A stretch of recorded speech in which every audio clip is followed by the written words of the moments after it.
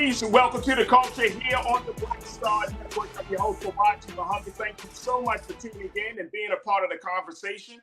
Folks, we got a lot to talk about. First, let's talk about the preparation for the historic arraignment of former President Donald Trump. We're going to check in with Dr. Jason Nichols to get his take on that situation. Also, we're going to have this week's Reclaim Your Wellness segment with Dr. Bridget MD, and she talks about Medicaid cutbacks and the impact that will make on the system. And then later, we check in with my man Scotty from Off Script TV to talk about yesterday's historic LSU win and that gesture that Angel Reese made to Caitlin Clark. Wow. And what does that mean for college sports? Folks, stay with us. It's all happening on today's edition of The Culture right here on the Black Star Network. Let's go. Woo!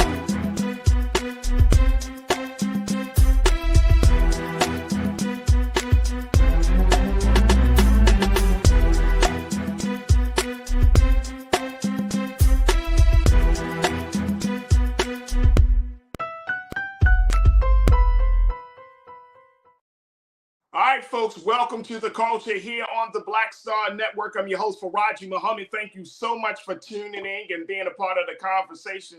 So much that we need to talk about. First and foremost, happy Monday. I hope you had a fantastic, peaceful, restful weekend. You enjoyed the sunshine if it was, sunny in your area. But I hope you had a great weekend. But today we wanted to talk about kicking off the discussion around President Trump, former President Trump, how he has made his way from Mar-a-Lago in Florida to New York to get prepared for the historic arraignment of his investigation of the case against him that the government has against the former president.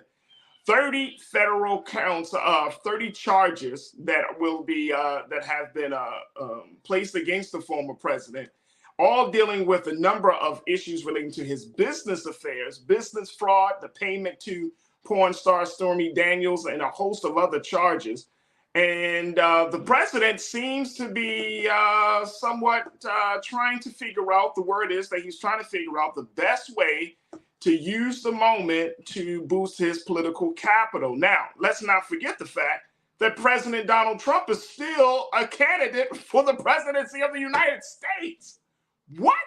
Yes, folks. He is still a candidate. The Republican Party has not completely rebuked him, and they have not completely denied him. They are, in fact, preparing to see what kind of defense they can make for the former president. So this is going to be an interesting situation. But let's talk a little bit about what should we expect at the arraignment. And I want to bring my brother, who serves as the lecturer at the University of Maryland for the African American Studies Department, brother and Dr. Jason Nichols, to talk to us a little bit about this situation. Let's bring Dr. Nichols into the frame and see what we can do with it. Let's see, make sure, okay, let's check it out. All right, we're going to check in with Dr. Nichols in a few moments, but let me share with you a little bit about what this whole situation looks like, folks, because this is absolutely interesting. Absolutely. All right, take a look at this. Here's the latest coming from CNN. Take a look. Trump faces 30 counts, more than 30 counts relating to business fraud, but the indictment remains under seal. The Manhattan District Attorney's Office has been investigating Trump in connection with his alleged role in a hush money payment scheme and cover-up involving adult film star Stormy Daniels that dates to the 2016 presidential election. Trump and his allies have already attacked Manhattan District Attorney Alvin Bragg, and an advertised Tuesday night speech back at Mar-a-Lago will likely be given by Trump more opportunity to claim he's being politically persecuted. Only, in the great words of Don King, boxing promoter Don King, only in America can a man like Trump, who is being indicted, who is being charged by the federal government for a host of violations of the law, only in America does he go back home to have an advertised speech to talk about political persecution. Absolutely crazy. Absolutely crazy. Folks, I want y'all to join me into this conversation hit me up on social media. You can follow us on our social media platform, of course, at Black Star Network. But also, you can join the discussion, join my culture crew on the chat on YouTube, on Facebook. We would love to hear what's your take on this, as we are expected to see this historic day. Many are saying that this is a day that they could not wait for to happen, while others are saying that this is a day that may just end up in being another demonstration of political theater. What do you make of the situation? What do you make of this situation? Join us in the conversation. I would love to hear from you and get your thoughts as we were talking about the preparation of the arraignment of former President Donald Trump. Here's my thing, and let me just throw this out there very quickly. Take a look at this, folks. Now, there is CNN did a poll around this issue, and this poll is interesting. Take a look. 60% of Americans approve of the indictment of former President Donald Trump. Now, according to this is according to a new CNN poll conducted by SSRS following the news that the New York grand jury voted to charge him in connection with hush money payments made to adult film actress Stormy Daniels. Now, about 3/4 of Americans say politics played at least some role in the decision to indict Trump, including 52% who said it played a major role. Now, independents largely line up in support of the indictment. 62% approve of it, and 38% disapprove. Democrats are near universal in their support for the indictment. 94% approve, including 71% who strongly approve of the indictment, with Republicans less unified in opposition. 79% approve, with 54% strongly approving. Y'all remember when I had the conversation last week, we talked about this, when I said that voter values is really the true threat against democracy. Y'all remember that? The point that I was making, saying that if the voters are at a space where they don't see that either something is egregious, if the voters' values aren't in a space where they say, okay, this is right and this is wrong, then guess what's going to happen, folks? That people are not going to necessarily be up in arms, or they're not going to be as excited to see something like this going down. And the reason I'm saying that is because I'm looking at the numbers here. Again, 60% of Americans approve the indictment. About 3/4 of Americans say politics played at least some role in the decision to indict Trump, including 52% who say it played a major role. If you have 3/4 of the American people who say, yeah, 60, a little bit over than half of the American people say, yes, he needs to be indicted, but there's also some politics in it. Not really thinking about how this man has represented the country, or has served, who is looking to represent the country again, not considering the fact that there is a real problem. Not just a character problem, but there is a very real problem of how we just allow people into office who don't deserve it, who aren't qualified, and we don't hold them accountable. And we still think that, quote unquote, politics is at play. Not the fact that, oh, this is right, this is wrong. Now, the go-to scapegoat idea is that politics is at play. Like, yeah, I mean, we think he should be indicted, but we think there's a political agenda. How about the fact that he's indicted because he's wrong? Not because he's a Republican. Not because he aligns himself with certain people. How about just simply because he is wrong? And this is the problem, folks. This is another value that I think that voters, you and me, and the rest of the American people, right, folks need to really look at. If we're always thinking that somebody, the punishment of someone is because of their political affiliation, the punishment of someone is because of who they know, and not looking at the very fundamental principle of right and what's wrong, then that's the problem. If we always look through the metric of the other stuff, instead of the stuff of, is this right? Is this wrong? Is this fair? Is this unfair? Is this helpful or is this harmful? If we don't look at those fundamental things, right, then we have a serious problem in this country. All right, I want to go to you, hear what you got to say on this. Make sure that you join us in a conversation. So many people have been checking in, and I'm so happy to hear from you, my crew, on this. Lisa, let's start with you. You kicked it off and said, what a disgrace. This man can still run for president with all of the criminal activity that he has committed. Right and wrong, Lisa. I'm right there with you, sis. Right and wrong. Like outside of Republican, outside of all the stuff he's doing, he's right and wrong. And see, when we say, and I don't know about you folks, but this is how I feel in terms of there's always, when we start saying, oh, it's political, it becomes this gray area instead of right and wrong. It's just right or wrong. That's it. That's the standard that we should hold our elected officials, the standard of right or wrong. So, Lisa, I am with you 100%. Pauline, you checked in and said he should be handcuffed and shackled. Well, there is some conversation about whether he is going to be that, if he's going to experience that.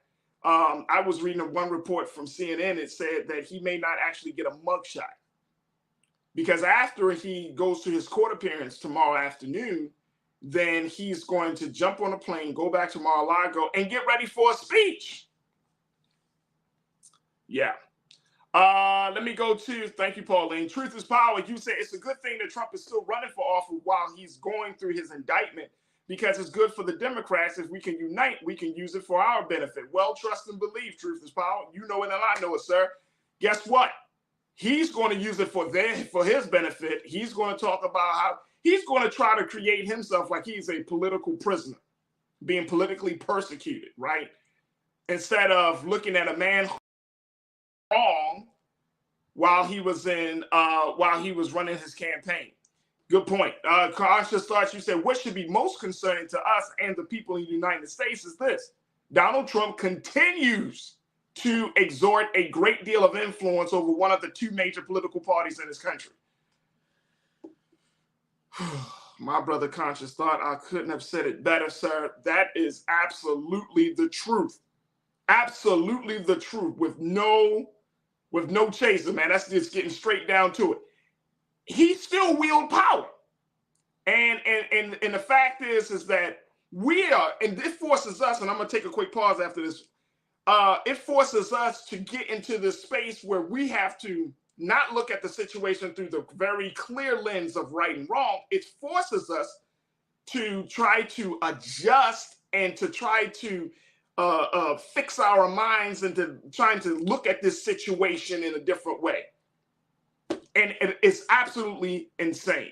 Folks, look, I got to take a quick pause. When we come forward, we're going to continue the conversation. What are your thoughts about this situation of President Trump's arraignment as this being prepared, as the whole country is looking and waiting with bated breath to see how this is going to play out? We're continuing the conversation and certainly the coverage here on the Black Star Network on Our Culture, and we'll continue the discussion with you. So stay with us. It's The Culture here on the Black Star Network.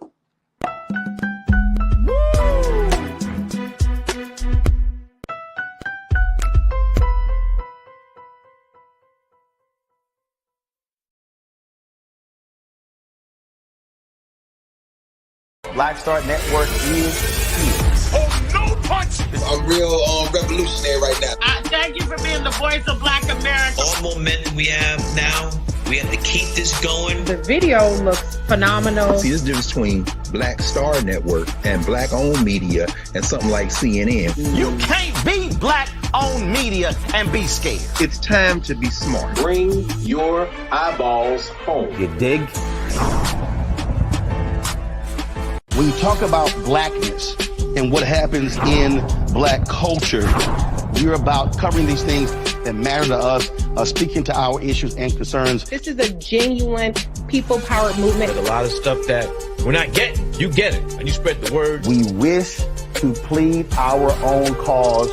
Too long have others spoken for us. We cannot tell our own story if we can't pay for it. This is about covering us. Invest in black-owned media. Your dollars matter. We don't have to keep asking them to cover our stuff. So please support us in what we do, folks. We want to hit 2,000 people, $50 this month, raise $100,000. We're behind 100,000, so we want to hit that. Your money makes this possible.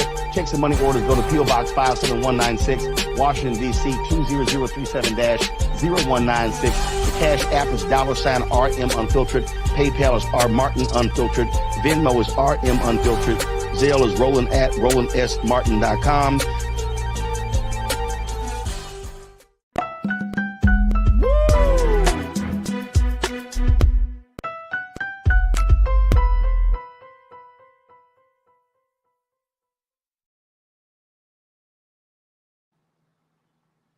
All right, folks, welcome back to the show. We've been talking about preparing for the historic arraignment of former President Donald Trump, who is expected to appear in the New York City Manhattan court tomorrow as part of the federal investigation against the former president when he has been charged with over 30 counts of business fraud, including the payment to porn star Stormy Daniels. But he's really dealing with a lot of other issues. Relating to his business affairs. And now we're looking at what should we expect with this whole situation going down. I want to get back to your thoughts, though, on this, folks. Crew, I want to hear more from you. Make sure you post your comments on YouTube as we have this discussion. Corinna, I want to go to your comment. Thank you so much, sis, for checking. And you said, I'll be excited when we see the orange agent in his orange jumpsuit with his orange makeup. Until that happens, I'm somewhat stoic on the matter for the time being. I understand. Hey, Corinna, you're from New York, so you know the term, Teflon Don. Like, nothing really sticks to this guy, right? Like, you could throw all of this stuff at him, but nothing truly sticks to this guy. So I'm right there with you. Appreciate that. And certainly I caught the orange reference, Corinna. I caught that.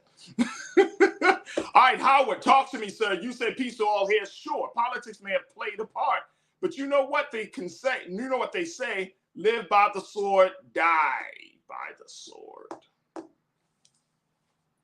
Look, it's going to catch up. I was having a conversation with some folks and over the weekend, and one of the things that I mentioned was that I truly believe that we are living in a time where justice is not far off for any of us, right? But especially those who wield great power, those who have great influence in this country. I think that we are seriously in a time frame, folks, where back in the day, we never thought that certain people would ever get locked up or ever get caught or ever really have to, address whatever issues they have or have to suffer any type of consequences in our lifetime. Y'all remember those moments? But now that has changed. That look how quick that this situation has gone. A few years after President Trump leaves office, and boom, it's like stuff starts hitting right then and there. Now, I want us to keep this in mind too, Howard, like the point you made. I mean, look, he's been doing this for years. This is not his first his first ride around the block in terms of violations, in terms of doing things that people say warrants some sort of consequential action. This is not his first time. He's been doing stuff like this for years. But now it's all catching up to him. It's all catching up to him. But let's keep this in mind, folks. Let's keep this in mind. It's not about him. And here's why I'm saying that.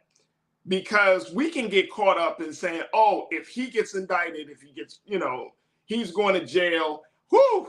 Like we're ridding the world of evil. We're not. We're not. The sad part about President Trump is that he's one of many. That's really the sad part about this whole thing, right? That he really was a pardon the pun, he was a trumpet for a number of views and philosophies, whether it's from the white supremacist space, whether it's from a conservative space, whether it's from the elitist space, whether it's from whatever space, he served as the conduit for that thinking.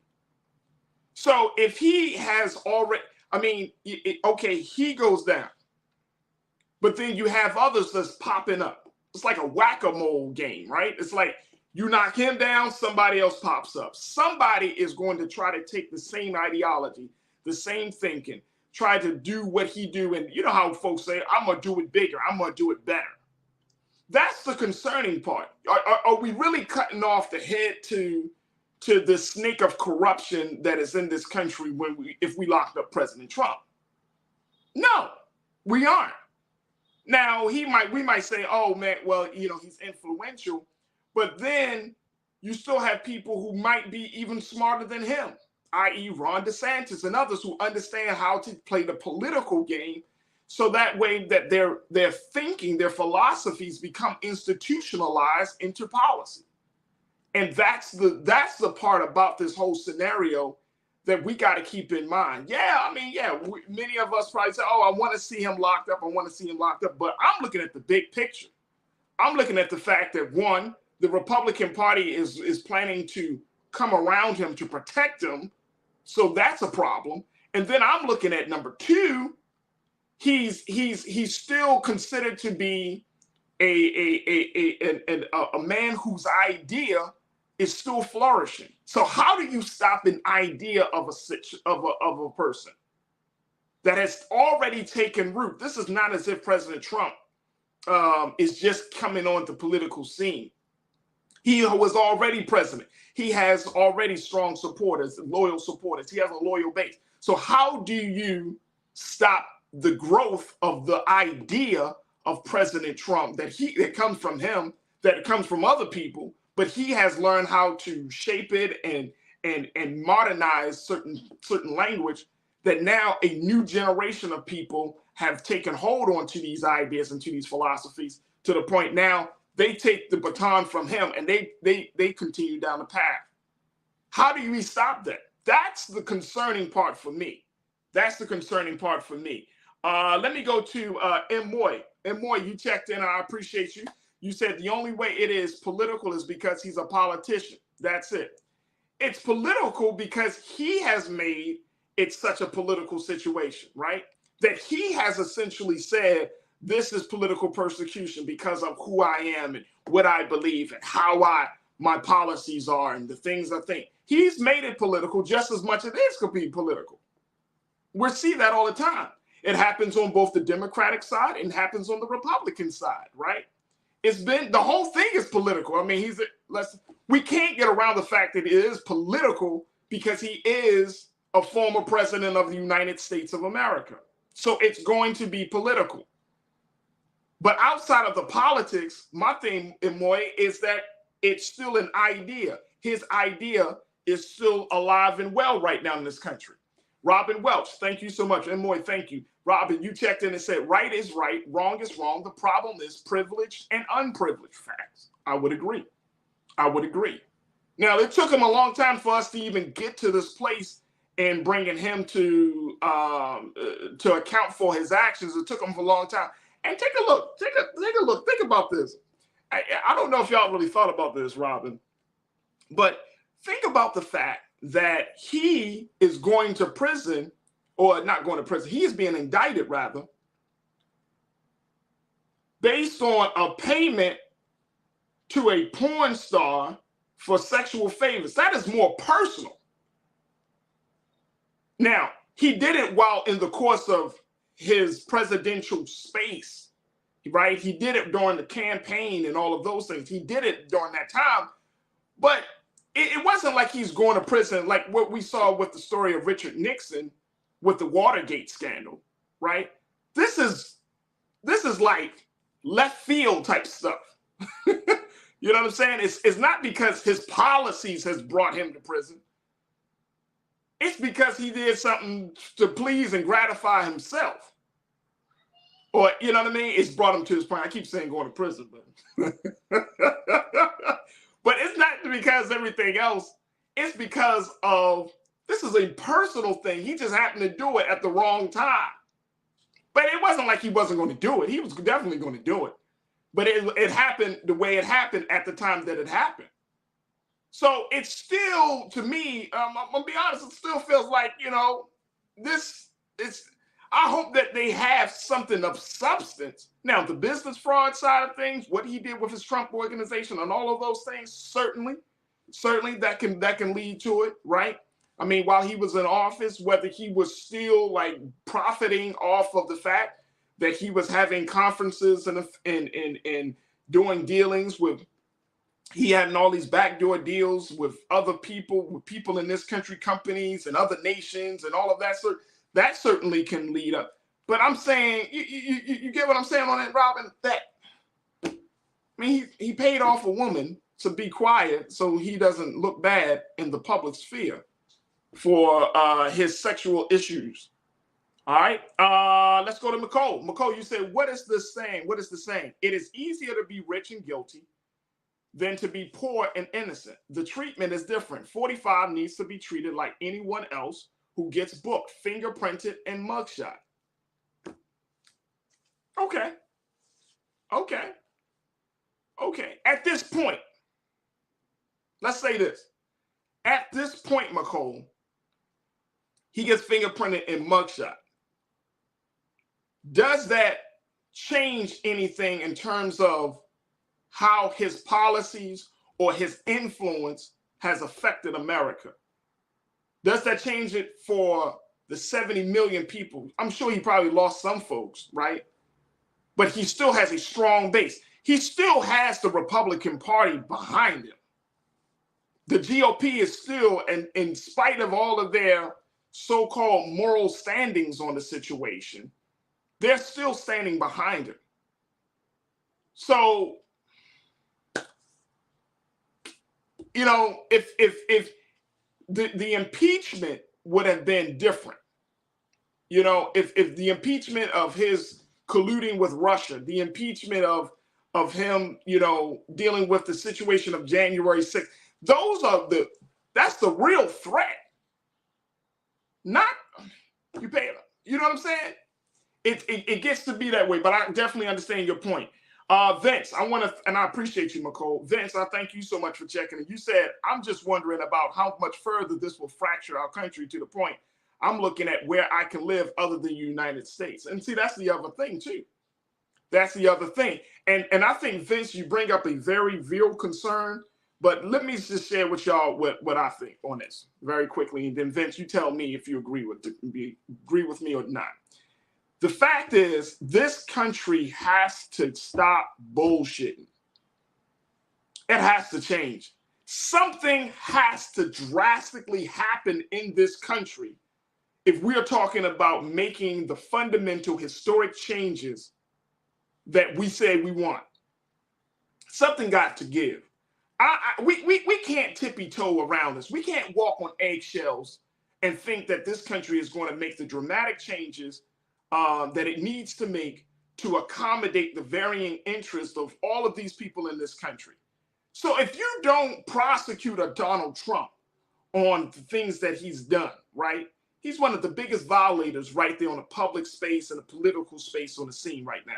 If you don't go after him and set a precedent, then what are we really saying? Are we saying that it's okay? Like, I don't want to fracture the country up. Like, part of me, and folks, y'all got to ride with me. We just got to go through this. We fracture the country, break it down, break it up, because I'm tired of continuing to act as if all is well in this country when we know damn well it isn't. Fracture it, bust it up. And at least once we can bust it up, let's get into the space of trying to rebuild it. But it's like you're in a relationship. I'm telling you, I was telling someone this the other day. It's like when you're in a relationship and you know the relationship is not working and you're trying to do everything you can to keep that relationship, but you already know the relationship is over, right? And you keep trying and you keep trying and you do this little thing and you do that little thing because you are essentially afraid of the reality that the relationship is over. We got to confront this in this country. If we're serious about changing America for the betterment of our children and for the future, we got to confront this. And if it's with Donald Trump's indictment or with some other situation, so be it. Because I don't want to carry this burden on to my children. All right, we got to take another pause. When we come back, more conversation. Stay with us, folks. It's The Culture here on the Black Star Network.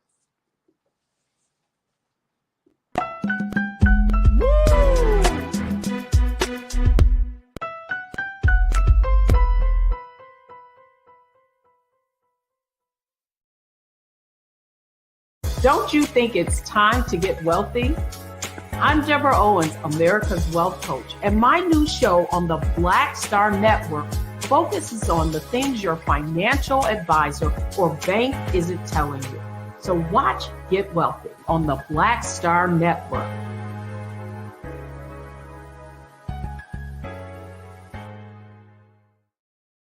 Hi, I'm Dr. Jackie Hood Martin, and I have a question for you. Ever feel as if your life is teetering and the weight and pressure of the world is consistently on your shoulders? Well, let me tell you, living a balanced life isn't easy. Join me each Tuesday on Black Star Network for A Balanced Life with Dr. Jackie. We'll laugh together, cry together, pull ourselves together, and cheer each other on. So join me for new shows each Tuesday on Black Star Network, A Balanced Life with Dr. Jackie.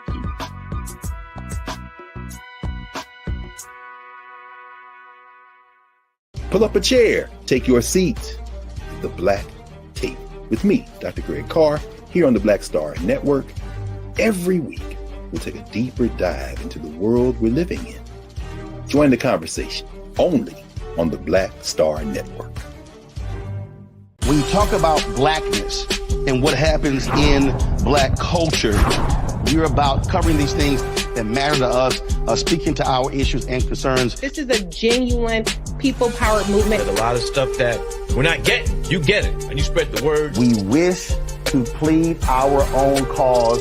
Too long have others spoken for us. We cannot tell our own story if we can't pay for it. This is about covering us. Invest in black-owned media. Your dollars matter.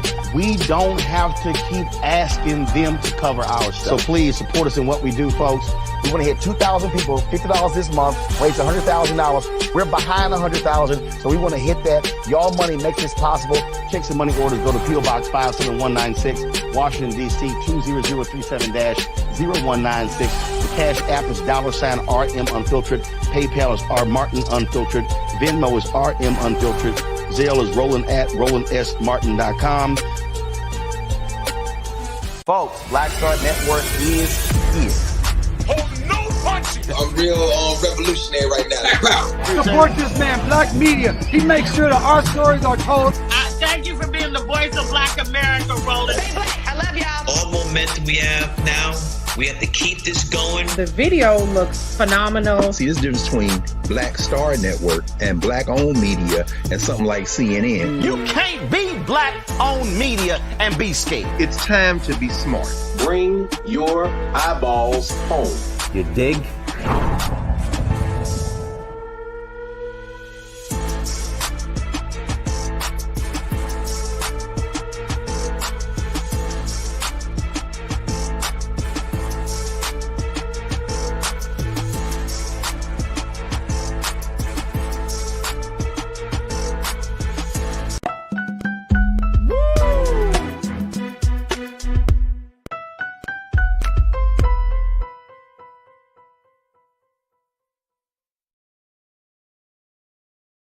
All right, folks, welcome back to The Culture here on the Black Star Network. We've been talking about the preparation of the arraignment of former President Donald Trump, the impact, and more importantly, what should we expect tomorrow? And I'm loving the comments that I'm hearing from you folks around this whole situation. We just got word that President Trump has officially landed in LaGuardia in New York just a few moments ago. So he is going to be staying at his Manhattan residence. And then, of course, tomorrow's arraignment hearing is scheduled for 2:15 tomorrow, around that time of 2:15. Here's some footage of the president. They actually, for the courthouse, I read that they actually halted all of the other trials until after his trial as a result of security and mostly because of security concerns from, Secret Service agents to NYPD to airport security. So, and I mean, excuse me, court security. So there is going to be some major changes in New York City. But here's the footage of the president, former President Donald Trump, landing in New York City as he's getting prepared for this historic arraignment tomorrow. And it is interesting. I think the whole country we're going to be tuned in to see what do we make out of this whole situation. There's been so much talk about, what could happen.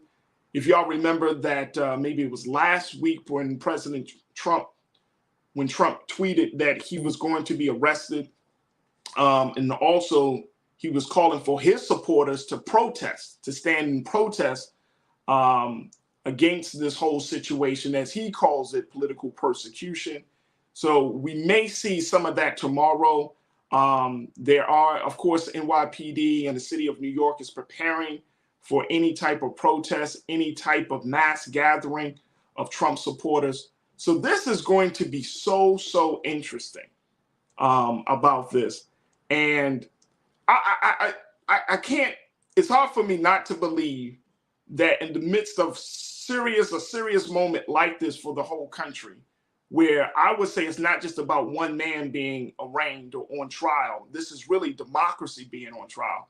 It's hard for me not to believe that President Trump is just reveling in this whole thing, that he is actually enjoying all this attention. We know he loves the attention, folks. We know, we can go back to January the 6th and how he was hesitant to come out and say a little thing to stop people from doing what they were doing, climbing on the walls of the Capitol. So I am sure without a shadow of doubt, I'm sure he's loving this attention right now. So it's going to be very, very interesting, to say the least, how this is going to play out. But this, again, I'm going back to my original point, one of my points on this. This is so much bigger than President Trump, so much bigger. This is really about us. This is really about the American people. This is about democracy. And my hope is that there's some different conversations. Let me go back to something that we shared with you earlier.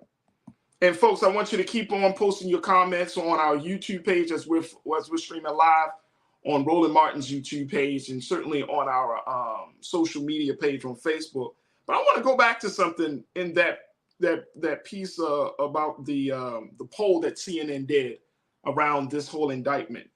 And take a look. Just listen to this, folks. Democrats are near universal in their support for the indictment. 94% approve, including 71% who strongly approve of the indictment. With Republicans less unified in opposition. 79% of the Republicans disapprove of the indictment, with 54% strongly disapproving.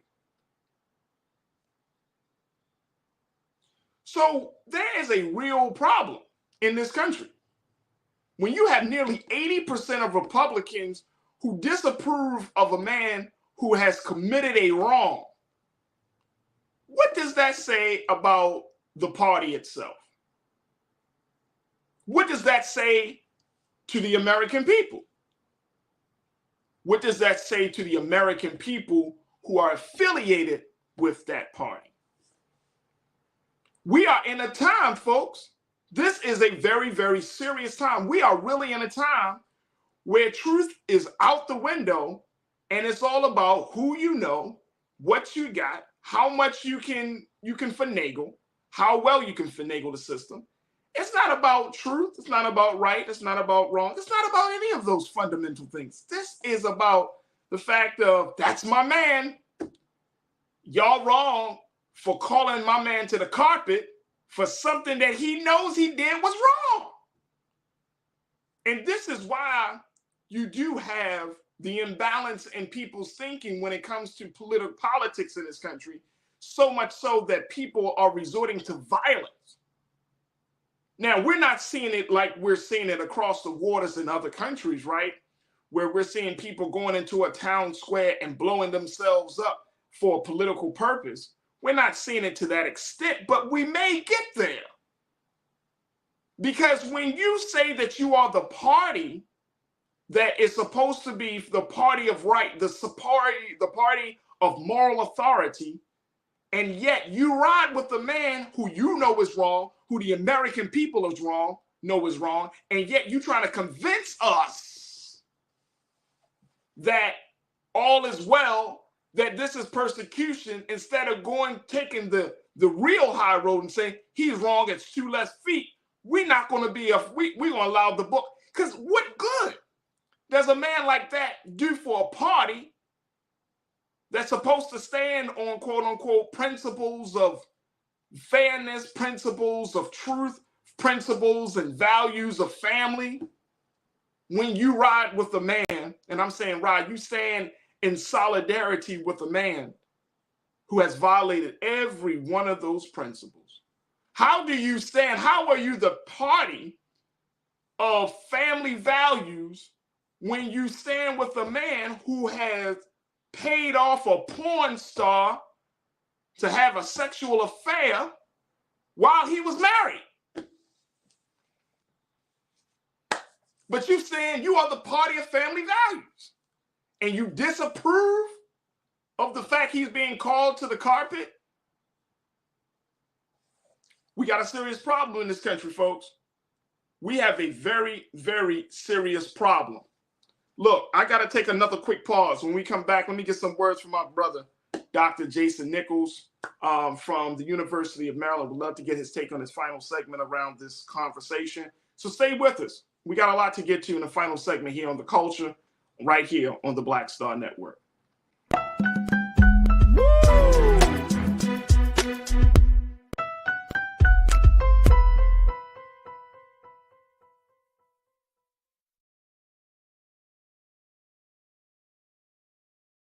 Hatred on the streets, a horrific scene, a white nationalist rally that descended into deadly violence. White people are losing their damn minds. As an angry pro-Trump mob storms the U.S. Capitol, We're about to see the rise of what I call white minority resistance. We have seen white folks in this country who simply cannot tolerate black folks voting. I think what we're seeing is the inevitable result of violent denial. This is part of American history. Every time that people of color have made progress, whether real or symbolic, there has been what Carol Anderson at Emory University calls white rage as a backlash. This is the rise of the Proud Boys and the Boogaloo Boys. America, there's going to be more of this. Here's all the Proud Boys, guys. This country is getting increasingly racist in its behaviors and its attitudes because of the fear of white people. The fear that they're taking our jobs, they're taking our resources, they're taking our women. This is white fear.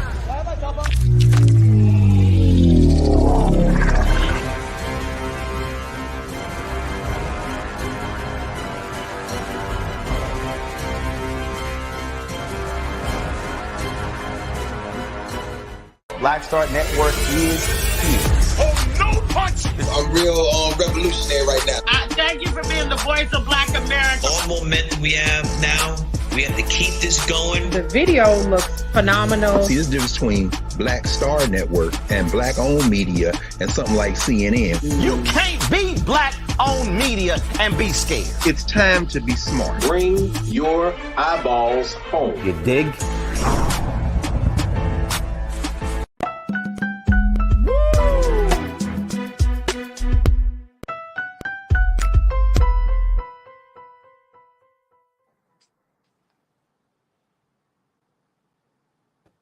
All right, folks, welcome back to The Culture.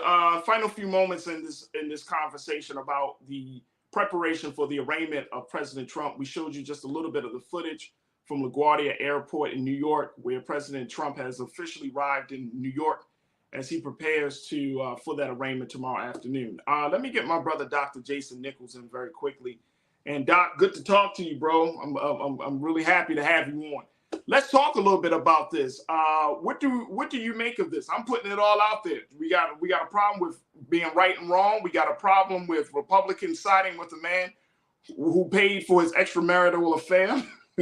We got some problems right now. But the biggest problem is this latest poll from CNN showing that folks think that this is still politically motivated instead of being a situation where a man who's currently running for office is still is wrong in this whole matter. So what do you make of this, bro? So the first thing I would say is to any Republican, and I've been saying it for a while, is that there's nobody the Democrats would rather run against than Donald Trump. Donald Trump does for Democrats and for the left what Hillary Clinton does for the right. He gets them fired up. They come out and they come out in droves and they vote because Donald Trump offends them. So I think, anybody who thinks that this is politically motivated is making a huge mistake. This is about the rule of law. If somebody commits a criminal offense, and these people will argue, lock them up. By the way, they didn't mind people running for president being locked up in 2016. They yelled, lock her up the entire time. But now all of a sudden they're saying, oh, no, you can't lock up a presidential candidate. I mean, it's kind of ridiculous. In that case, I would say anybody who gets accused of a crime should say, hey, I'm planning on running for office. So I think that's ridiculous. It's a ridiculous defense there. If someone commits a crime, it doesn't matter that they're a billionaire. They should get the same treatment as somebody who is destitute. And that's what this is about. And I think, many of us understand that. And we actually think it's great to see a billionaire, powerful person, popular person get held to account when they commit a crime. I also would remind people that this is a documents case. So there's documentation. So everybody on the right saying, I disagree with this. I disagree with this indictment. You don't even know what the indictment is. We don't even know what the charges are. Well, that's so interesting. Hey, Doc, that's what one of our crew members, Chris Woodruff, you checked in and said that. How do people agree or disagree with Trump's indictment when the public does not even know what the indictment is for?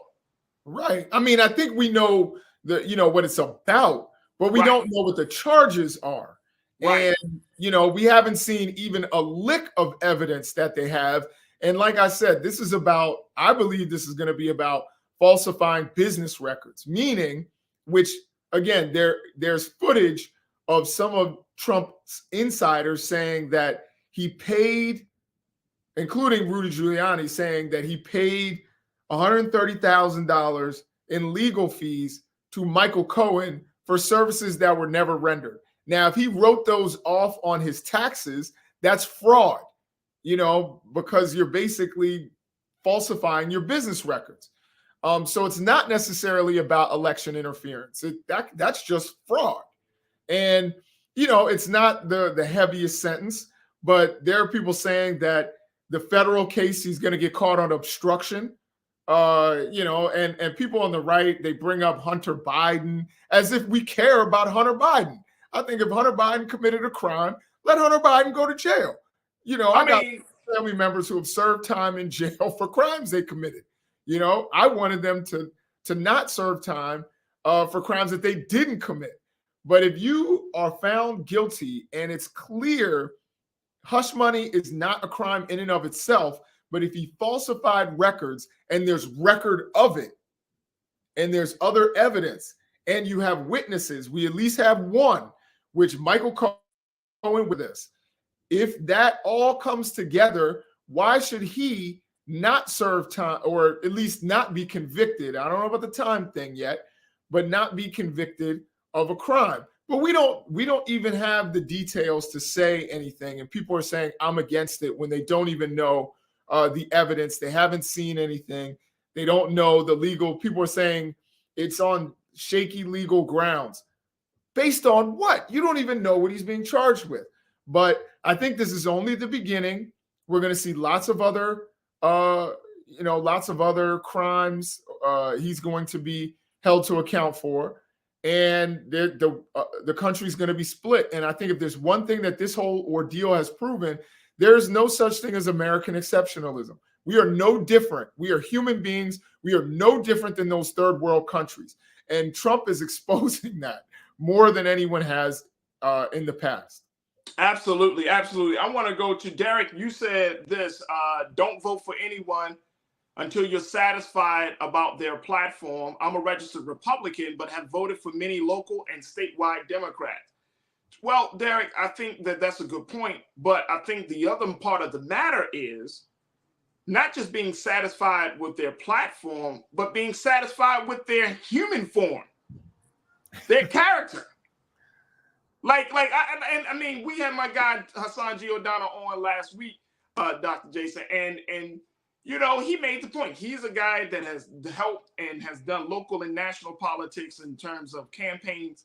And he said, we don't talk. He said, as much as we think that we know these candidates, we don't really know these candidates because they put on this persona, this view, that this presence that of how they want to be perceived by the world. So yeah, I mean, the platform is nice, but I want to know who you are, because I have to be sure that my interests are in the hands of an individual, man or woman, individual who has some sense of morality, who has some sense of my values, who have some sense of understanding of things, right? I need to kind of get a better sense of who you are. Your platform can sound pretty, it can sound nice, it can appease to my interests, but I need to know who you are. Doc, you got the final word. We got about 30 seconds. What do you make of it? You know, I agree with you 100%. I think one of the things about Donald Trump that even Trump insiders have told me is that everything he does is transactional. It's not based on conviction. It's not based on morality. It's based on what's good for me. How is this going to benefit me? This is why he all of a sudden jumped on the evangelical train. He couldn't even name a verse out of the Bible. You know, when they asked him in 2015, they asked him, what's your favorite part of the Bible? He's like, it's too personal.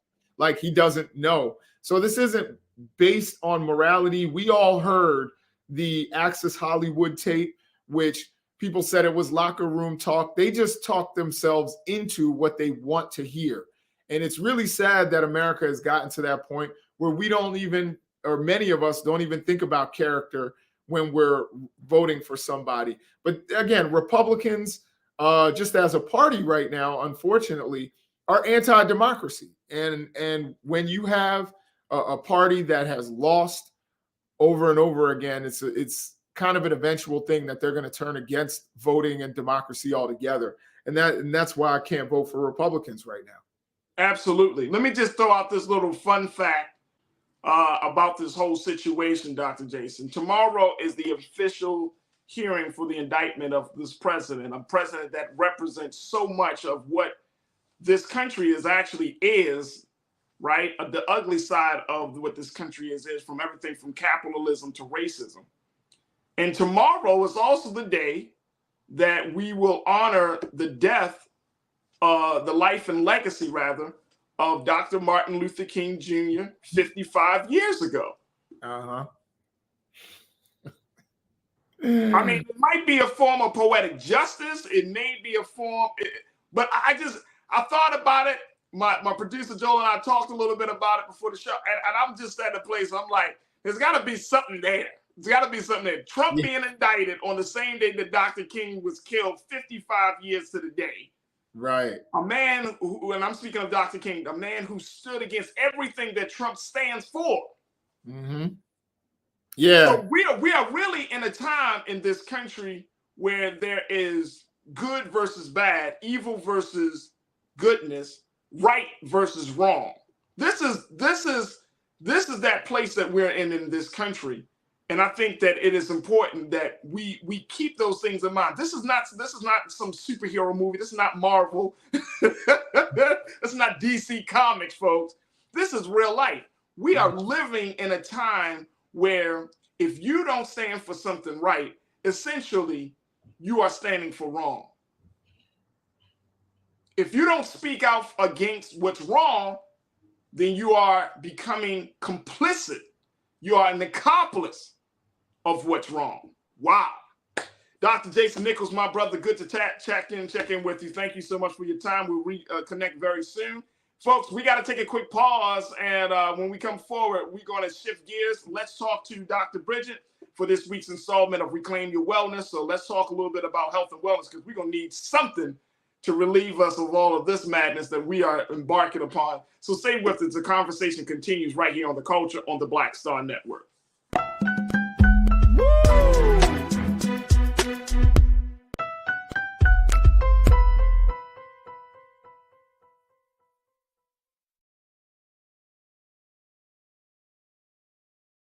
Folks, Black Star Network is here. Oh, no punches! I'm real revolutionary right now. Support this man, Black Media. He makes sure that our stories are told. Thank you for being the voice of Black America, Roland. Stay black. I love y'all. All momentum we have now, we have to keep this going. The video looks phenomenal. See, this difference between Black Star Network and Black-owned media and something like CNN. You can't be Black-owned media and be scared. It's time to be smart. Bring your eyeballs home. You dig? Pull up a chair. Take your seat. The Black Tape with me, Dr. Greg Carr, here on the Black Star Network. Every week, we'll take a deeper dive into the world we're living in. Join the conversation only on the Black Star Network. Hi, I'm Dr. Jackie Hood Martin, and I have a question for you. Ever feel as if your life is teetering and the weight and pressure of the world is consistently on your shoulders? Well, let me tell you, living a balanced life isn't easy. Join me each Tuesday on Black Star Network for a Balanced Life with Dr. Jackie. We're all impacted by the culture, whether we know it or not. From politics to music and entertainment, it's a huge part of our lives, and we're going to talk about it every day right here on The Culture with me, Faraji Muhammad, only on the Black Star Network. I'm Deborah Owens, America's Wealth Coach, and my new show, Get Wealthy, focuses on the things that your financial advisor and bank isn't telling you, but you absolutely need to know. So watch Get Wealthy on the Black Star Network.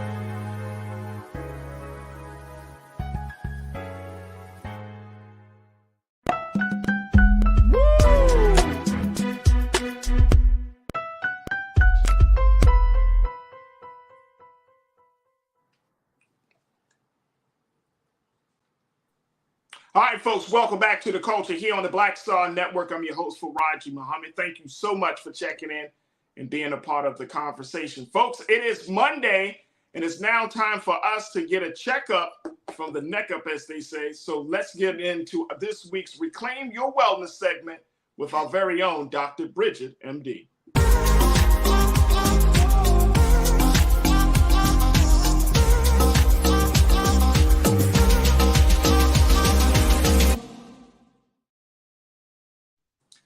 Good afternoon, Doc. How are you today?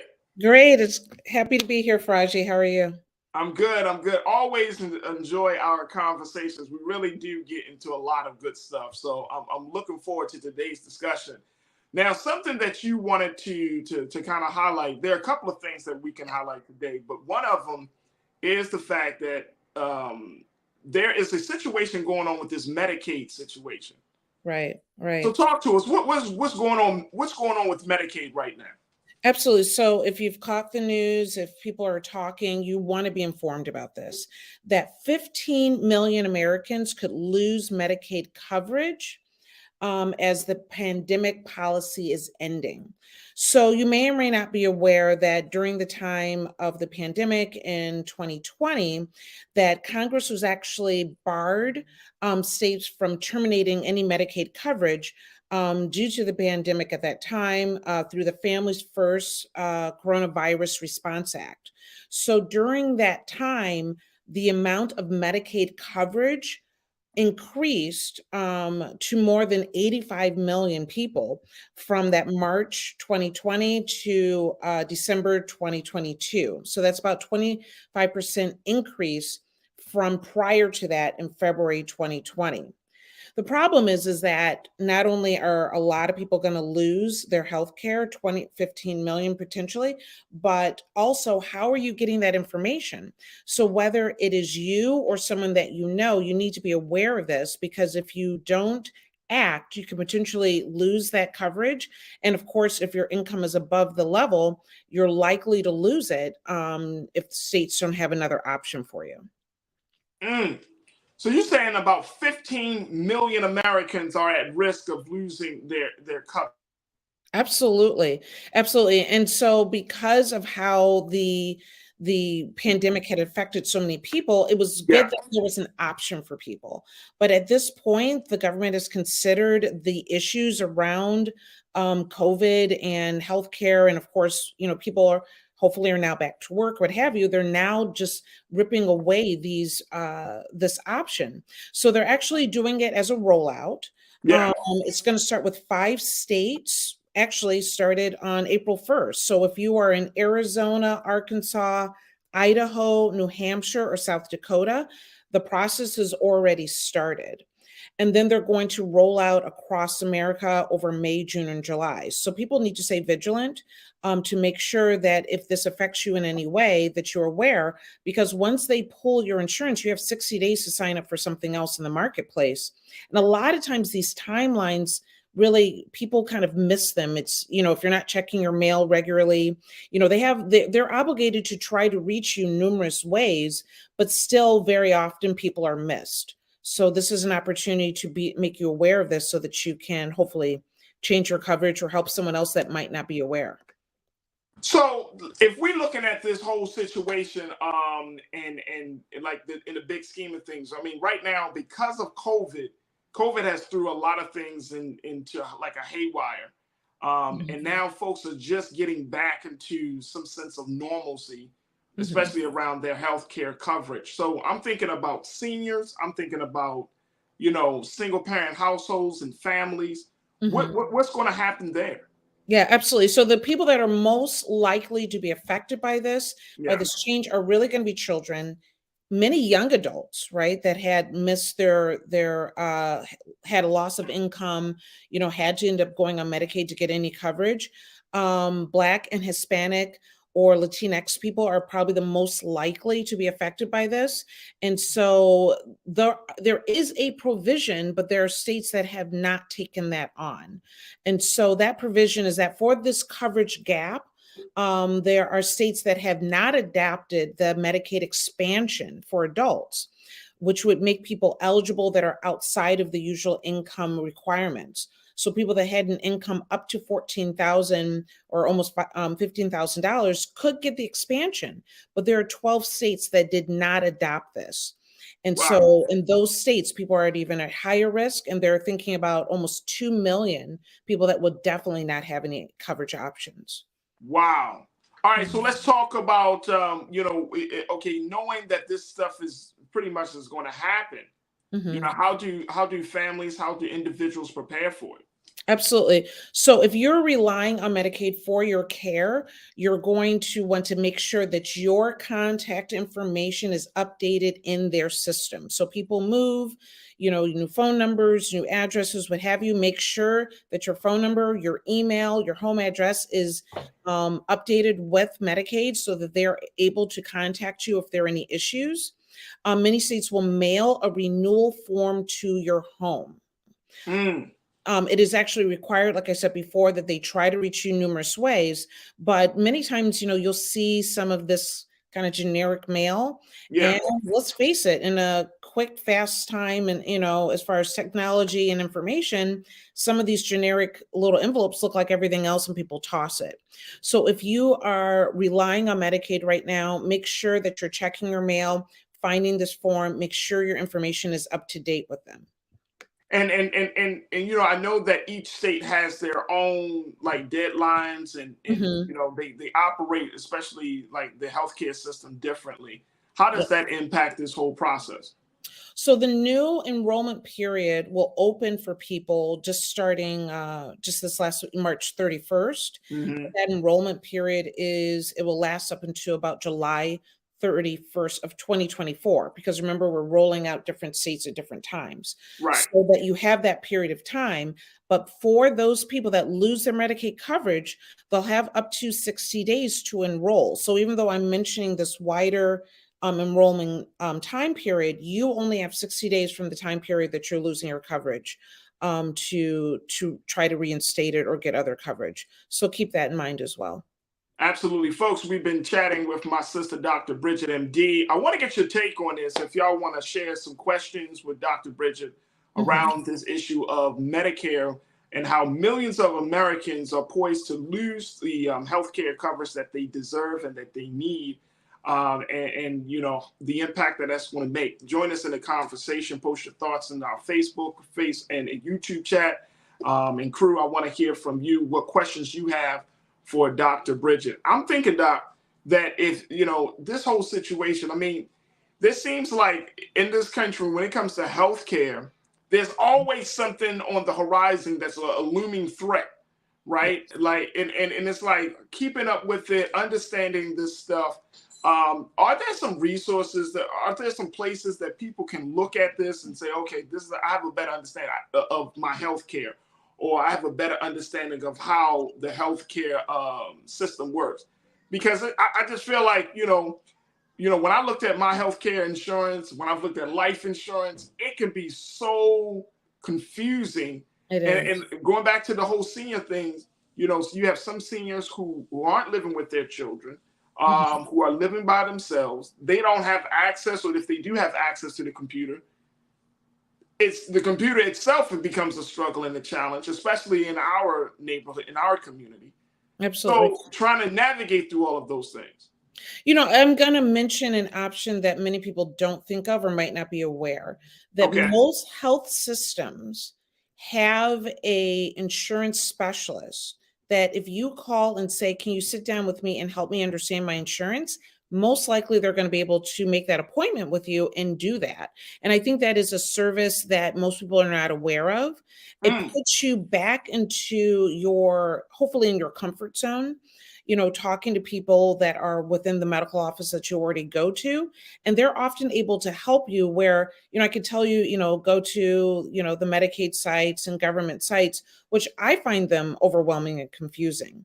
But I think the idea of reaching out to your medical office, or if it's of a larger network, and saying, is there someone there that can go through my medical coverage with me and help me understand it? Most of them have someone that will actually take appointments. Oh, so that's great to know.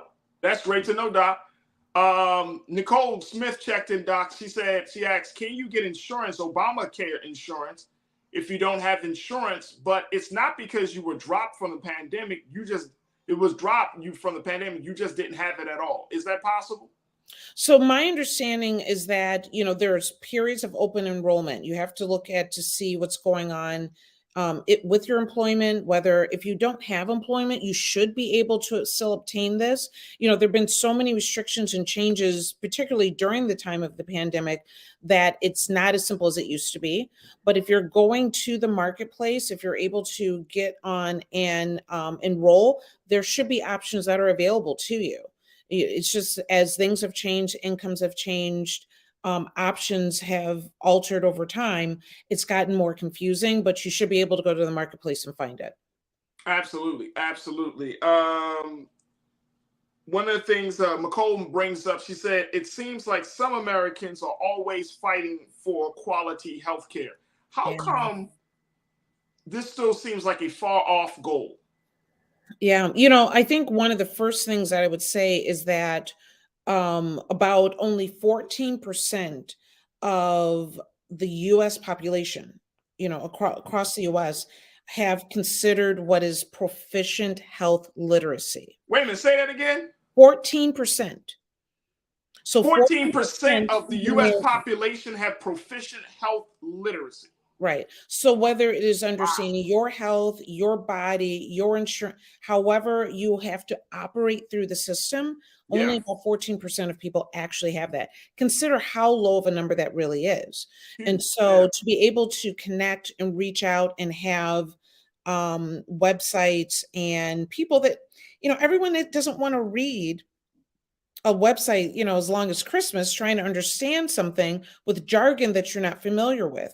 So that's why I really recommend reaching out to the offices where you can actually communicate with someone. And I will tell you, the first thing I would say is that as soon as people start using terminology or acronyms that you are not familiar, most of us sit there and say, okay, thinking you're going to catch on, stop them in their tracks. Wow. Stop them in their tracks and say, I am not familiar with that term, because this is your education, this is your health. And if they're using, you use the jargon of your industry, right?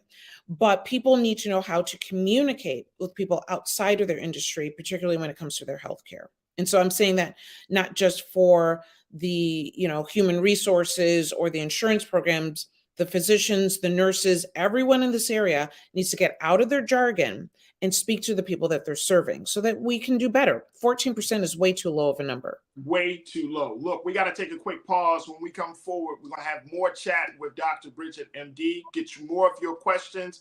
Folks, join us in the conversation as we talk about Reclaim Your Wellness, and stay with us as you're tuned into The Culture right here on the Black Star Network.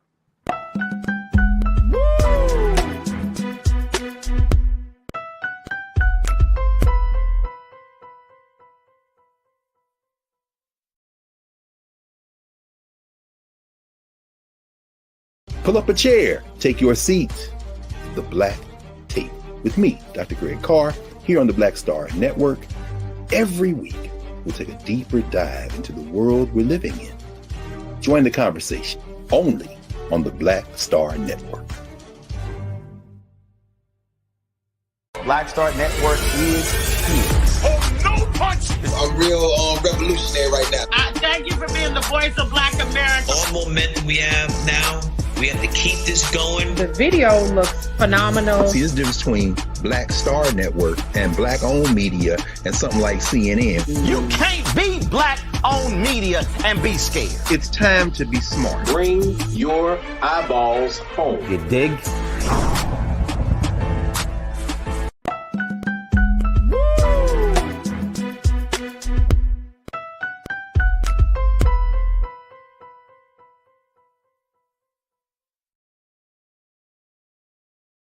All right, folks, welcome back to the show. We've been checking in with our sister, our doctor here, Dr. Bridget, MD, for this week's Reclaim Your Wellness segment.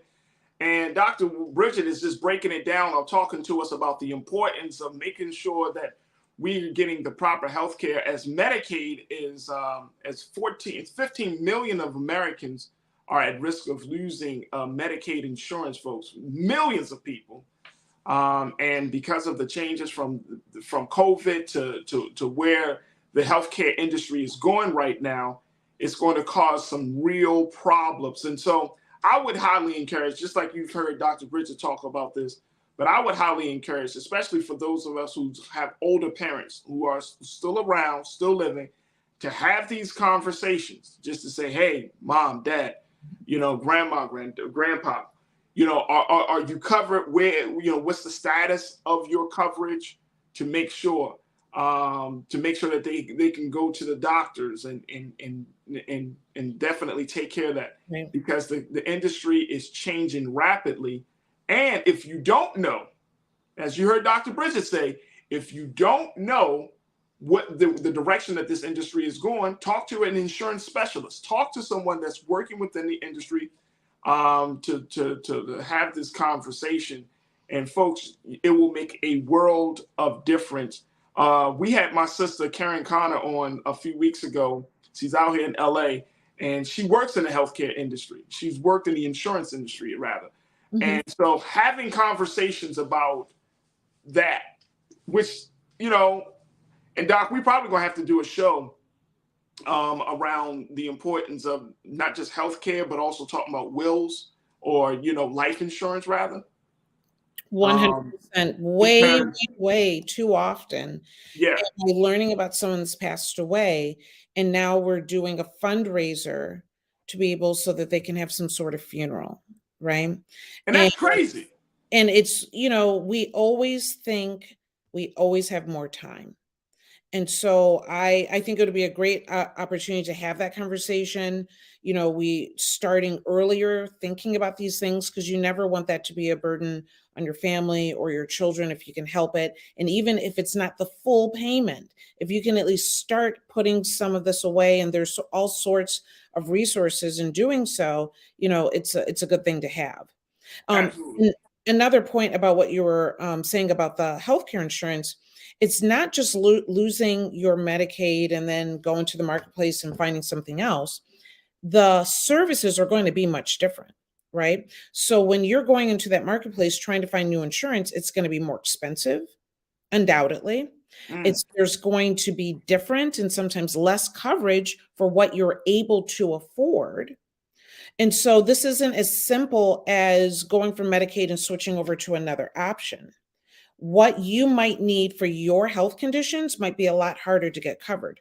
So that's why, as you're saying, we need to talk to our, older people. We need to even talk to our young people. I work with a number of sickle cell patients, young people that have really bad health issues at times.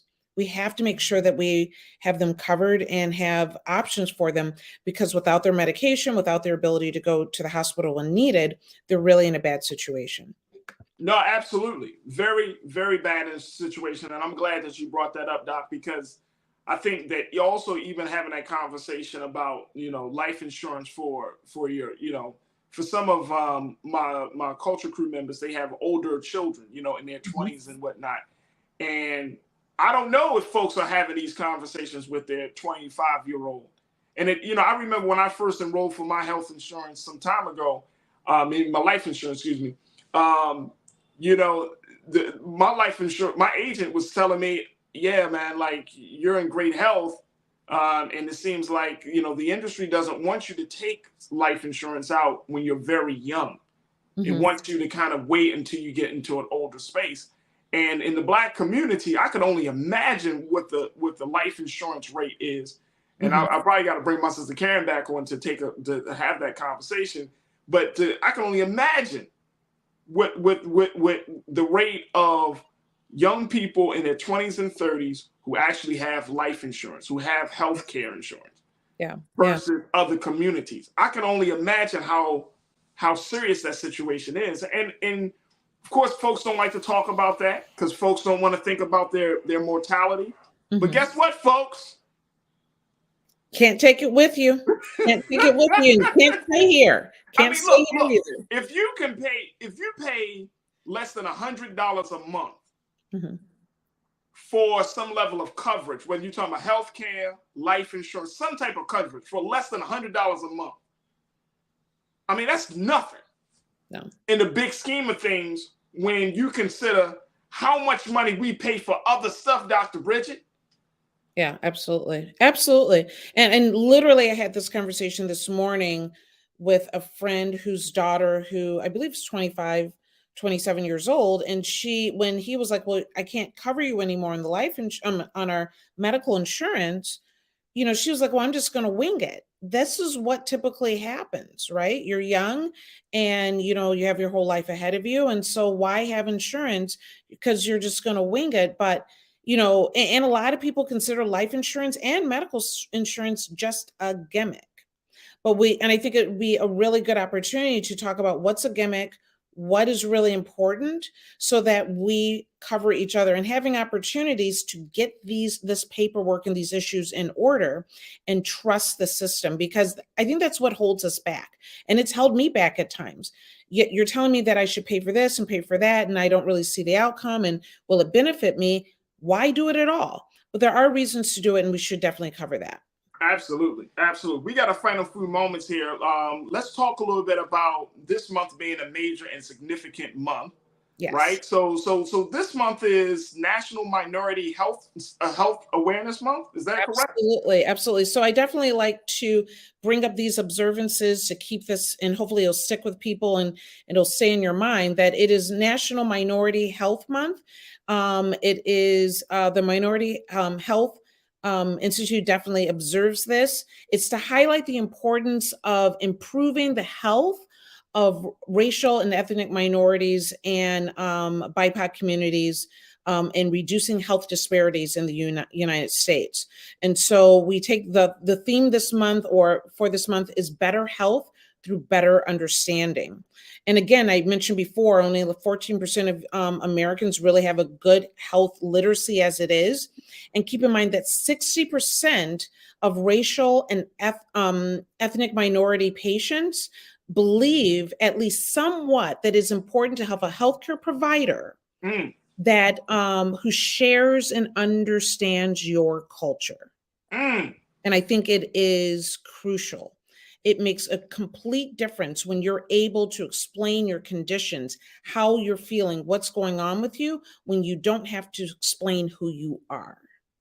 Wow. So there are definitely, I recommend if you're having trouble finding a provider that reflects who you are, blackdoctor.org can help you find it. There are other services out there as well. But if you go to blackdoctor.org, it will give you information and lists of different specialists and physicians, hopefully in your area. And then you need to communicate with the people around you, because when someone finds a good primary care specialist, what have you, that hears and listens to them, see if you can get involved in that practice as well. Now, how does this, you're also working in the cannabis industry, so, and making sure that folks have a proper understanding of that space. Yes. So how does this fit in terms of understanding minority health? One of our questions from Pretty Brown Mimi 726, she said, is medical marijuana a good alternative to use during these trying times? Is this something that, are we at a point right now, Dr. Bridget, where when we're talking about minority health, that we need to have a conversation around the use of medical marijuana and cannabis? Absolutely. So during the beginning of the pandemic, first of all, at least for the state of Ohio, the medical cannabis program was considered an essential program and remained open. And I believe for the most part, that was the case across the US. And so for many people during that time, it was their opportunity to either see if this was a medical option for them. It was definitely, for many people, it is their medication. And so if it was shut down, there would have been a humongous issue, because a lot of people have weaned off of other pharmaceutical drugs, are now using medical cannabis and CBD in different forms as their medication. And if it's shut down, that would have been a big issue. And so if you are unsure if this is something that could be beneficial for your health, find a cannabinoid specialist. And I say that because there are a lot of card doctors that will be happy to give you a card, but there's only a few medical doctors that will help you manage this as a medication. And that's something that's definitely worth looking into. Absolutely. And Moy checked in and said that was a powerful statement that you made, having a doctor that you don't have to explain who you are. Yeah. That is a very, very powerful statement that you made. I mean, I think that's something that we need to keep to heart. You know what I'm saying, Dr. Bridget, and I mean, it may take some time, right? Because you're navigating through this space, but once you find the doctor that is your doctor, like they say in the dating world, my person, that is your doctor, it makes a world of difference. Makes a world of difference. And in a time where doctors come and go, they don't feel supported by the medical system, it becomes even harder. There was a time where once that doctor got that position, just like many industries, that was their job for life, right? And we've gotten to a place where people are always searching for the best opportunity for themselves. And so if you find that doctor, definitely connect with them and be able to be honest, support them as well. When I was at the Cleveland Clinic, I had an amazing patient population. And it's because I invested in who they were as people. So many of them invested in me as a person as well. And you just don't see that anymore. So, there's always the boundary of the patient and the doctor relationship. But, historically, that was not only did doctors know their patients well, but patients knew their doctors well. And we've talked about this, where so many physicians are leaving the healthcare industry. So many patients are looking for alternative medicine. Reconstructing what our medical system looks like is crucial for its survival. Reconstructing what the system looks like is crucial to survival. I could not disagree at all. All right, Doc. Well, we appreciate all of the great information and the insight that you bring to us each and every week, and especially today. I know that you're looking to open up the conversation even wider, so that's going to be happening soon. And we'll give folks more information about that. But how can folks reach out to you and get more if they have other questions and they want to get your thoughts? Absolutely. So you're always welcome to email me at info@drbridgetmd.com. And many people have found me on Instagram, Dr. Bridget MD. Leave me direct messages, comment. During this month of Minority Health Month, I will be posting more information about that on my page as well. And as you're suggesting, Faraji, that starting next week, we'll have something called the After Chat. And that after your show is done on Mondays, we'll have a live Instagram Live where we can continue the medical conversation, share more information to help people reclaim their wellness. There it is, y'all. There it is. Dr. Bridget is doing it big. She's doing it big for the culture and, of course, doing it big for our wellness. Dr. Bridget, always a pleasure to have you on, sis. Thank you so much. And we're looking forward to that after chat as well to get more one-on-one conversations and recommendations and insight from you. But thank you so much for being with us here on The Culture this afternoon. Absolutely. Thank you.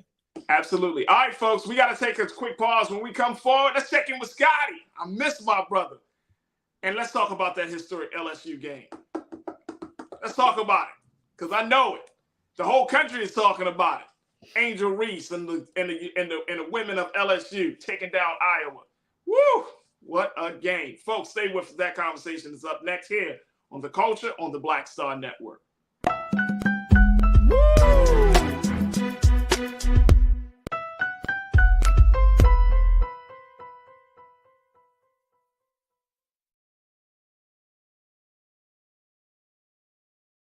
Folks, Black Star Network is here. Oh, no punches! I'm real revolutionary right now. Support this man, Black Media. He makes sure that our stories are told. Thank you for being the voice of Black America, Roland. Stay black. I love y'all. All momentum we have now.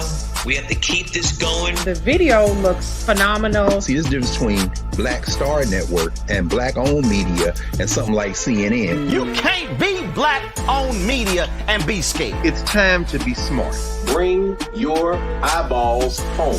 You dig? Pull up a chair. Take your seat. The Black Tape with me, Dr. Greg Carr, here on the Black Star Network.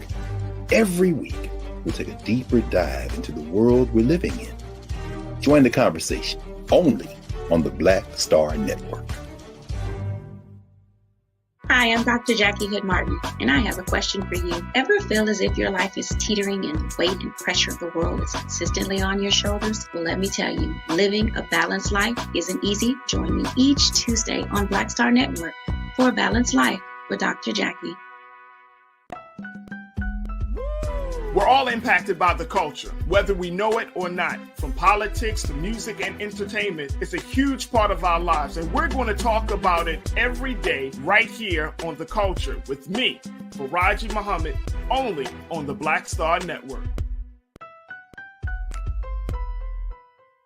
I'm Deborah Owens, America's Wealth Coach, and my new show, Get Wealthy, focuses on the things that your financial advisor and bank isn't telling you, but you absolutely need to know. So watch Get Wealthy on the Black Star Network.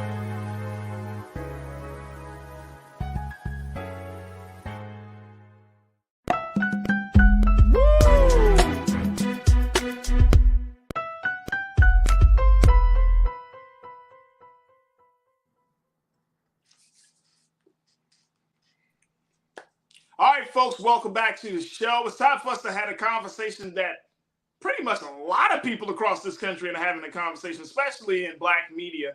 And that's the conversation about the dynamic women of LSU and how they have now officially are reigning champions, winning their first national women's championship yesterday against Iowa.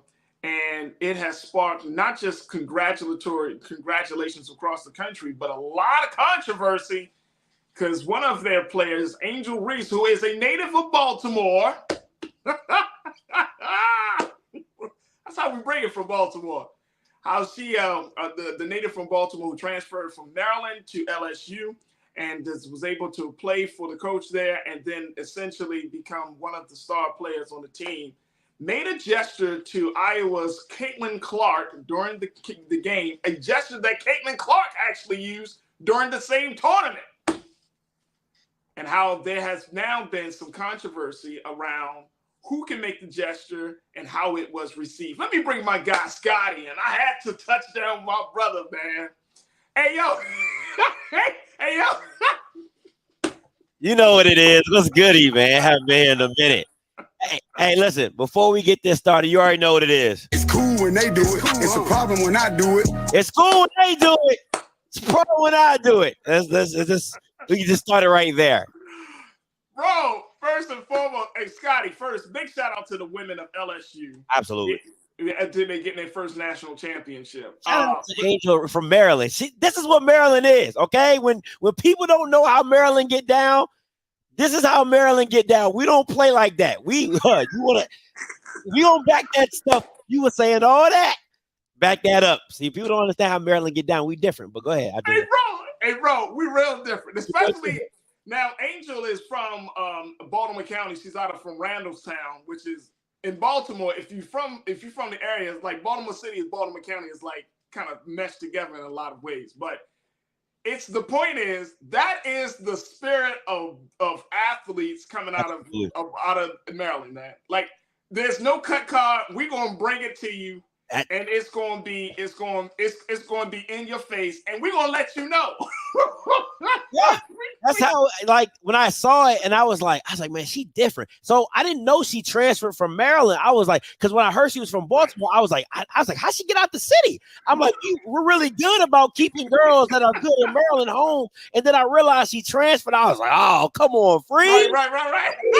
We let this girl go. But that's neither here nor there. But let's All right, so this has created a lot of controversy just because of a gesture. And this is the part about it, Scotty, that I'm seeing a couple of different things. One is race is at the top of the whole thing. Yep. It's a race thing. Caitlin Clark, who plays for Iowa, she dropped 30. She still did a game. She still had a hell of a game. She still broke some records in terms of women basketball in the national championship. But she used the same exact gesture, bro. And the gesture is just simply meaning, what, you can't see me. It's like, John Cena used to do it. John Cena's used it. Everybody, it's not like the gesture that got people really going is when that championship ring gesture. There it is. Boom. Ring me. This is during the fourth quarter when Angel Reese showed Caitlin Clark. The game is over, sis. The game is wrapped. But why is this just double standard? Is it just because of race, or is there something underneath all that? Oh, it's race. Oh, listen, it ain't nothing. Listen, it ain't nothing else but race. And it doesn't matter it doesn't matter what microscope you put this under, and you just have different cultures. Culturally, we're just different, right? So I'm gonna give it to you in a wide spectrum, right? Right. So let's go back to Haley, the girl from Louisville, right? When she's all fiery and amped and everything, she's a competitor. Oh, she's this, she's that. But when that black girl checked her in the line and said, "Hey, I ain't gonna be the B words too many more times," come on. And then that's the girl who challenged her. She's the issue. Oh, she lost. She needs to just worry about herself. Okay, all right, okay, cool. Whatever. Let's go a little further, right? I'll take it back even further than that. How about Terrell Owens, right? Terrell Owens was never an issue, right? Everything Terrell Owens has always done has always been about football. He's the only player that they allowed his off-the-field issues to not have him be a first ballot Hall of Famer. He has all the numbers, he has all the statuettes, but all the antics and all the celebratory stuff and all the stuff off the field made him not a first ballot Hall of Famer. Let's go even deeper. Let's go into baseball, right? Hispanics and how they play baseball. They're flamboyant, they're loud, they like to have fun, they talk trash. Well, it's a white man's baseball, so we don't do that here. It doesn't matter what sport you look at. If it's predominantly dominated by a color, Yeah. Our color, there's a way it should be played, even though we're the ones making it hot.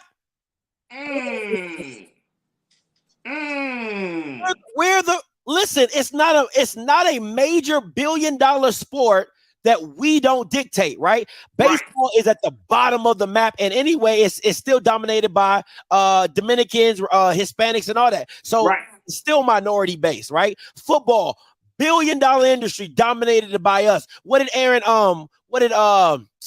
do? When he won the Rams? Yeah, he did the same gesture. Right. Steph Curry did the sleep night. Listen, it doesn't matter what we do. You know what I'm saying? But see, that's the part about it. And I'm so happy that you're bringing up these examples, bro, because that's the part about it. And you know, in CNN, they did this report around this whole thing. And in their report, it talked about the fact that people call Angel Reese classless. They called the sister an idiot. I think Keith Olbermann said that she's an idiot for using the gesture. And and here's the thing, and I think, Scotty, you probably know better than any person to talk about race in sports. There is still, as much as we want to believe that sports brings people together, the racism in sports is actually very, very deep compared to some other spaces. Am I wrong on that, bro? Oh, you're not. And it was so bothersome. See, we can take this. This could really be a long conversation because I even have a problem with Kim Mulkey, right? See, you have an all-white coach. All white, she white. You got a white coach coaching all black girls. But where were you when Brittany Griner was going through her situation and she made you at Baylor? You didn't even speak out on her issue, but now Kim Mulkey cool because she won a national championship. Players going to Alabama and Georgia when Bear Bryant didn't want black players at Alabama. You know what I'm saying? Until they went against USC, and he's like, "Yo, I got to get me some of those." Like, let's not play this game like there is not a racist. It's like a level of racism that just covers over. The reason why black people have always felt that sports are a bringer together is because that's where we could be the most unapologetically us and not be held to a standard to where you're like, because you're so good, they'll let you slide. Right? Since you're so good, I can be black. I can dance. I can show myself off, right? There's no code switching in sports. Right? Because you love me for me. Why? Because I'm scoring points. Because this is what I do. This is my talent. I'm excelling at this. So you're okay. You're accepting it because it's in a lane where you can eat it up, right? I can take them as it is. But if you took Angel Reese as she is, all Maryland, at your job, could you take an Angel Reese at your job the same way she is on the basketball? No. They wouldn't. No. They wouldn't. See what I'm saying? No, bro. When people say like I probably look too deep and I'm too analytical about stuff. Nah, come on. My thing is like we as black people have to. We have to. I love what she said. I'm unapologetically me. Right. I mean, this is who I am. I'm not going to, and nobody's asking Caitlin Clark to change. Nobody's telling Caitlin Clark she can't do this. Nobody telling Caitlin Clark she can't yell. It's the same thing with Tom Brady. Tom Brady yells at his players and his athletes. Let Cam Newton do that. Oh, he's being a team. He's decisive. He's breaking up the team apart. It has always been like this in sports to where white counterparts are allowed to do and say and be demonstrative and do this, and they're leaders. You know what I'm saying? They're leaders. They're fiery. They're competitive. And then on the flip side, for black athletes, they're demonstrative. They're decisive. They're classless. They're thugs. It's hood. It's ghetto. It's crazy. And I guess now my question is, Scotty, is there a way that can be completely eliminated, or is that just something that just comes with the territory, and we just gotta have to teach future black athletes that look, be prepared? I think you have to teach them to be prepared, but you need more Don Staleys. You need more Dawn Staleys who are unapologetically them, right? When kids have to understand, I gotta go to a program that allows me to be me. And I'll give Kim Mulkey credit for this. She allowed Angel Reese to be her, right? Didn't ask her to change and say, hey, come here. Do I wish it didn't happen for Kim Mulkey? Absolutely not. But at the end of the day, when we teach our athletes and we teach our Black men and women is, hey, there's nothing wrong with being you. There's nothing wrong with being you. My mom used to always say there's a time and a place, right?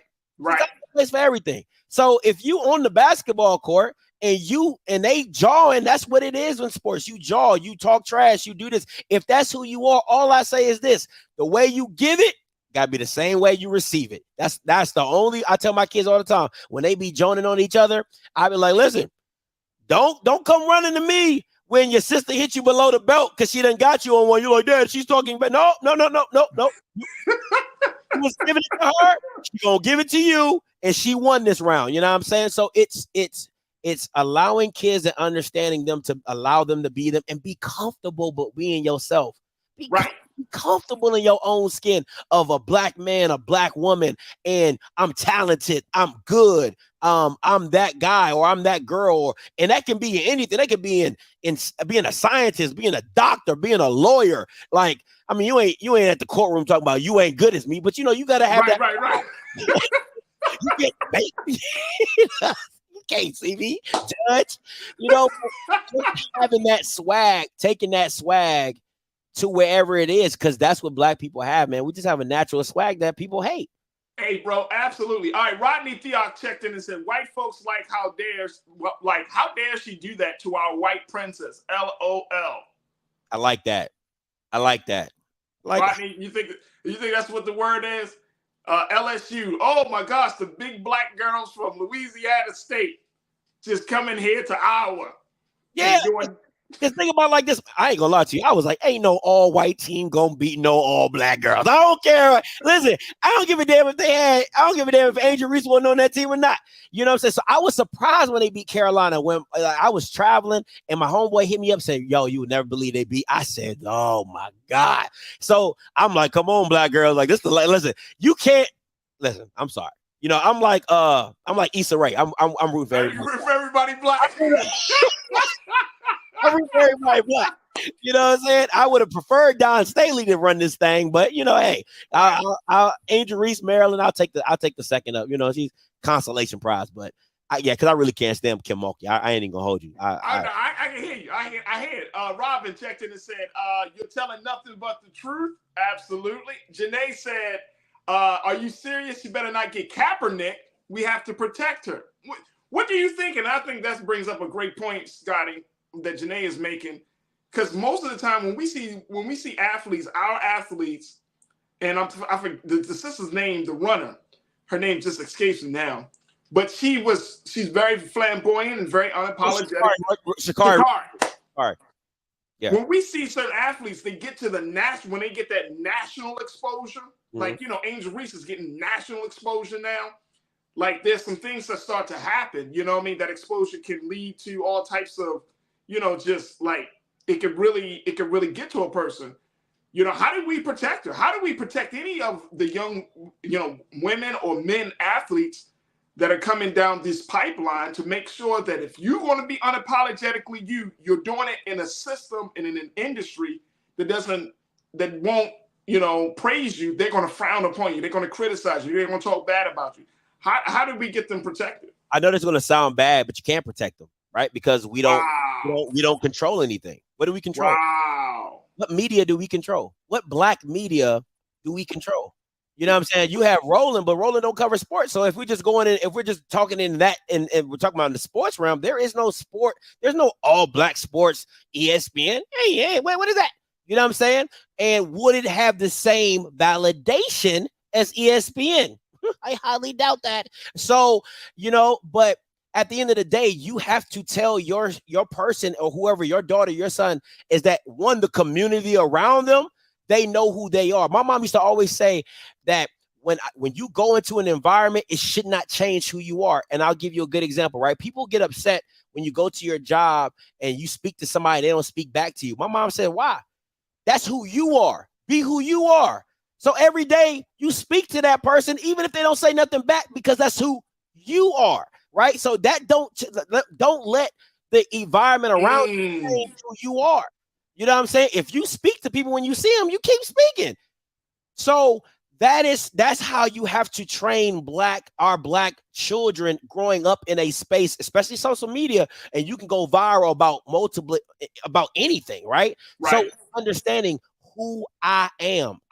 If Angel Reese is like, yo, this is what Sha'Carri Richardson, I love that she leaned into who she was. She's like, man, I'm from Dallas, I'm from Oak Cliff. This how we dress, this how I get down, and I'm gonna beat you looking like me, comfortable. You know what I'm saying? Nails and all. You know what I'm saying?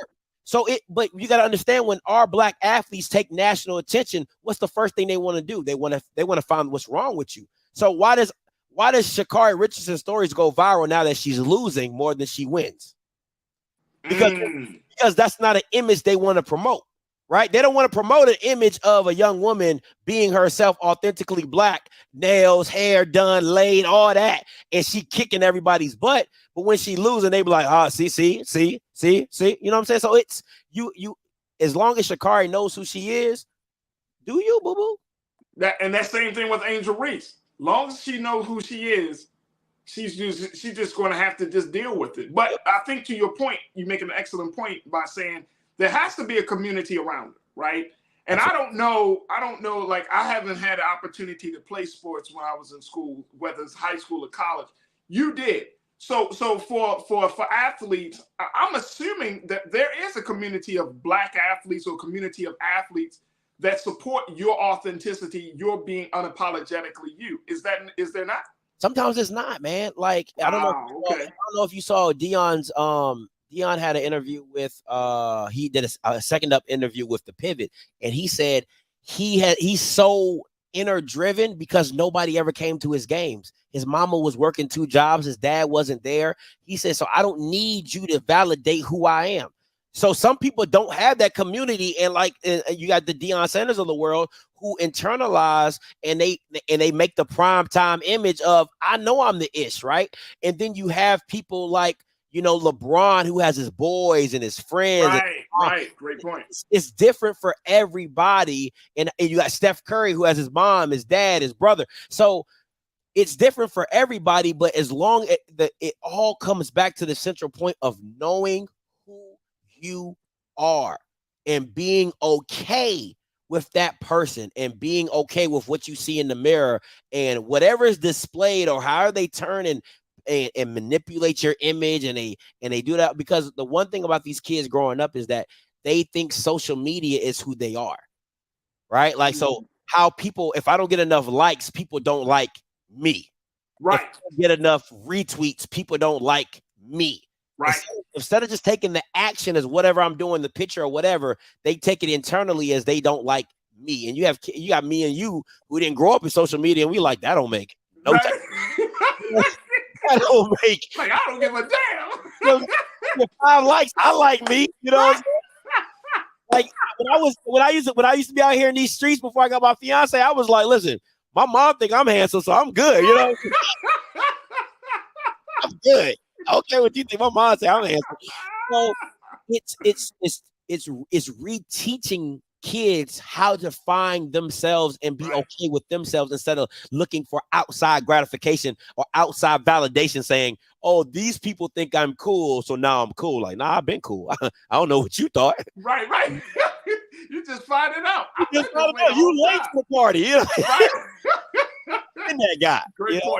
Great point, bro. Hey, man, always appreciate you, Scotty. Thank you for checking in. Look, how can people tune into your show, Off Script TV? Man, you catch me on YouTube, Off Script. Type it in. You already know what it is. Bringing that wow entertainment in your face attribute. Shout out to Mr. Damon in the chat. He be jumping back and forth. I love that, man. Thank you so much for tuning in. You can catch me on Instagram and Twitter, Off Script TV as well. There it is. My man Scotty checking in on Off Script TV. Hey, real quick. It's cool when they do it. It's a problem when I do it. It's cool when they do it. My brother Scotty checking in. Make sure y'all tune in to him, man. One of our top sports contributors here on The Culture. Always love my brother and the work that he's bringing to the culture. Thank you, Scotty. Truly appreciate you, man. Thank you. All right, folks, that's going to do it for us. Phenomenal show today. Phenomenal show. I want to thank my crew. I want to thank my executive producer, Joel, my man, King Keenan, for making the show great, my control room. And, of course, I want to thank each and every one of you for tuning in. Make sure y'all do your due diligence. Go to blackstarnetwork.com. Make sure you continue to support us. We are looking for financial support. We're looking for you to share that content, making sure that that folks know that this digital media platform is here to stay. We're talking about the culture in a very, very different way. So go to blackstarnetwork.com. Follow us on social media at Black Star Network on Twitter, IG, and on Facebook. Also follow me, yours truly, on Twitter at Faraji, and as well on Instagram at The Real Faraji, when I love to connect and build with you. All right, stay tuned. Up next is Roland Martin Unfiltered. As always, never be afraid to challenge what's wrong. Stand for what's right while being yourself in the process, God willing. We will talk tomorrow as we honor the 55th year of the killing of our brother, Dr. Martin Luther King. Tomorrow, also, we'll talk about President Trump and so much more. So stay with us tomorrow for another exciting edition of The Culture right here on the Black Star Network. Have a great afternoon and evening. Talk to you soon. Peace.